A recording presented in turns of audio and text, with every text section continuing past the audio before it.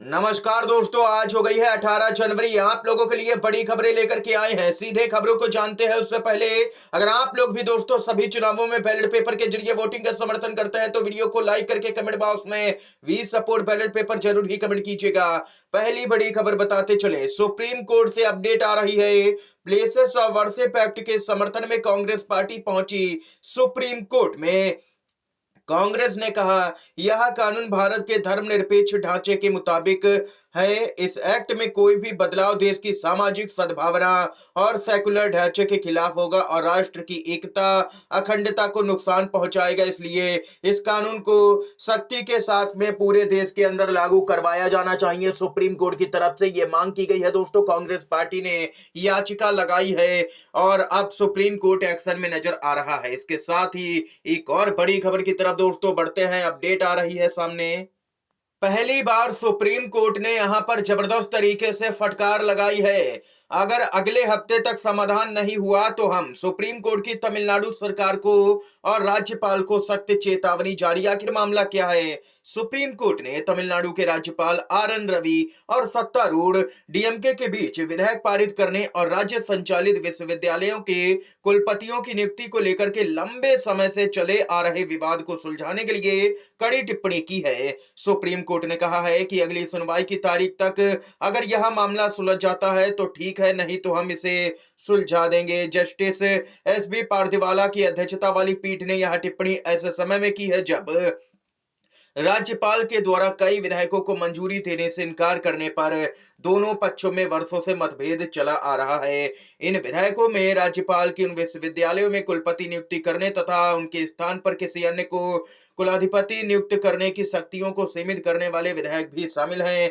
दोस्तों, कुल मिलाकर के कहा जाए तो यहाँ पर सुप्रीम कोर्ट एक्शन में आ चुका है। बड़ी चेतावनी राज्यपाल को दे दी गई है और इस बीच यहाँ पर तमिलनाडु की डीएमके सरकार ने यहाँ पर याचिका भी सुप्रीम कोर्ट में लगा दी है राज्यपाल को उनके पद से हटाने के लिए। इसके साथ ही दोस्तों अगली बड़ी खबर बताते चले।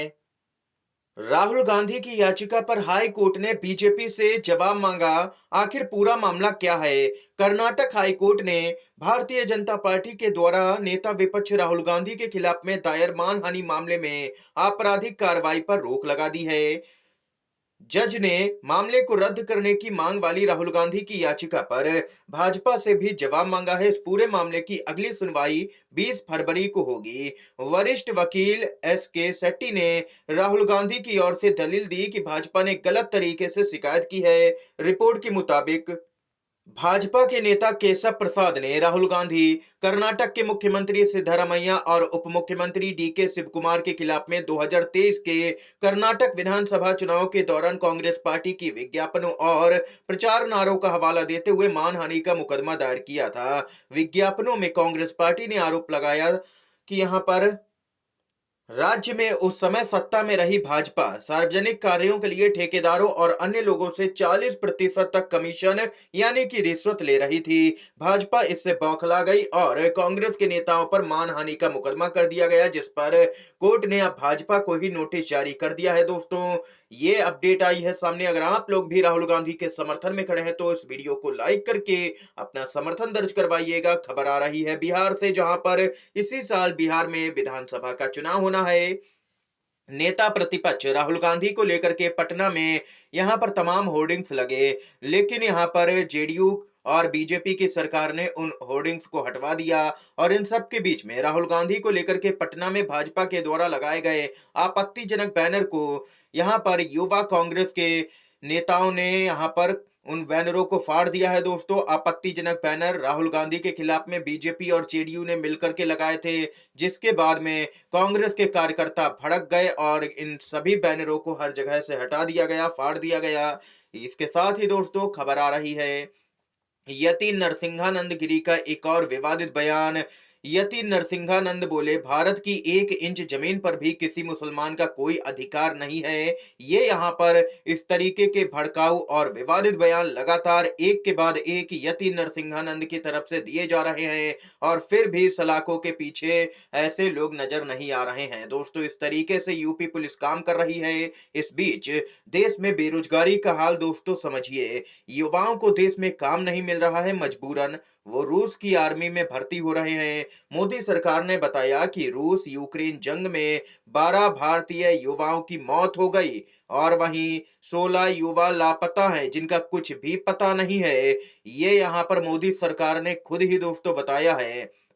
इस तरीके से देश में बेरोजगारी बढ़ चुकी है कि अब देश के युवा बाहर जाकर के दूसरे देशों की सेनाओं में शामिल हो रहे हैं और फिर युद्ध में जा रहे हैं। दोस्तों ये हाल है देश में बेरोजगारी का। आप लोगों की क्या कुछ राय है इस खबर को लेकर के बताइएगा कमेंट बॉक्स में। अगली अपडेट आ रही है दिल्ली के विधानसभा चुनाव को लेकर के सट्टा बाजार ने बड़ी भविष्यवाणी कर दी है। आखिर किसकी बनेगी सरकार? दोस्तों सट्टा बाजार ने पहले ही बता दिया। दिल्ली के 70 विधानसभा सीट पर 5 फरवरी को मतदान होगा, नतीजे 8 फरवरी को आएंगे।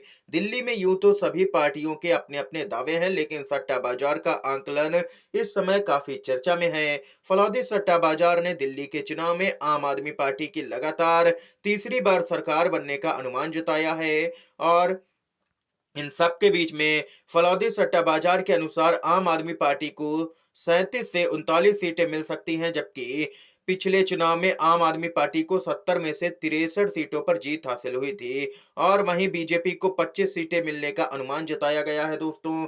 और बहुमत का आंकड़ा 70 में 36 सीटों का बहुमत का आंकड़ा है। और इतना ही नहीं दोस्तों, वहीं महादेव सट्टा बाजार के आकलन के मुताबिक भी दिल्ली में आम आदमी पार्टी की ही सरकार बनने जा रही है। सट्टा बाजार के ताजा आंकड़ों के अनुसार आम आदमी पार्टी को 38 से 40 सीटें मिल सकती हैं, बीजेपी के खाते में 25 से 30 सीटें जाने का अनुमान है। यानी कि कुल मिलाकर के कहा जाए तो भाजपा की सभी सर्वे में हार हो रही है। हर जगह सट्टा बाजार में भाजपा दिल्ली का चुनाव हार रही है। ये यहाँ पर दोस्तों खबर आई है सामने निकल के। आप लोग दिल्ली के चुनाव में आम आदमी पार्टी, कांग्रेस या फिर भाजपा किस पार्टी का समर्थन कर रहे हैं? कमेंट बॉक्स में कमेंट करके जरूर ही बताइएगा। इस बीच एक और बड़ी खबर दोस्तों आप लोगों को यहाँ पर बताते चले। अपडेट आ रही है प्रधानमंत्री मोदी की सुरक्षा चूक मामले में फिरोजपुर कोर्ट ने 25 किसानों के खिलाफ में गिरफ्तारी वारंट जारी किया है। इस मामले में आईपीसी की धारा 307, हत्या की कोशिश की धाराएं जोड़ दी गई हैं। साल 2022 में प्रधानमंत्री मोदी के काफिले को यहां पर प्रदर्शनकारियों ने रोक दिया था, या कहिए वह काफिला खुद ही रुक गया था। पीएम मोदी को वापस लौटना पड़ा था। प्रधानमंत्री नरेंद्र मोदी 5 जनवरी 2022 को फिरोजपुर पीजीआई सैटेलाइट सेंटर की नींव रखने के लिए जा रहे थे, लेकिन कुछ प्रदर्शनकारियों ने उनका काफिला रोक लिया था, ऐसा दावा किया गया दोस्तों। कुल मिलाकर के ये अपडेट आई है। इस समय की तमाम बड़ी खबरें थी, मुख्य समाचार थे दोस्तों जो हमने आप तक पहुंचाए। वीडियो अगर पसंद आया हो तो लाइक कीजिएगा, शेयर कीजिएगा इन खबरों को अपने दोस्तों में। आप सभी का बहुत बहुत धन्यवाद।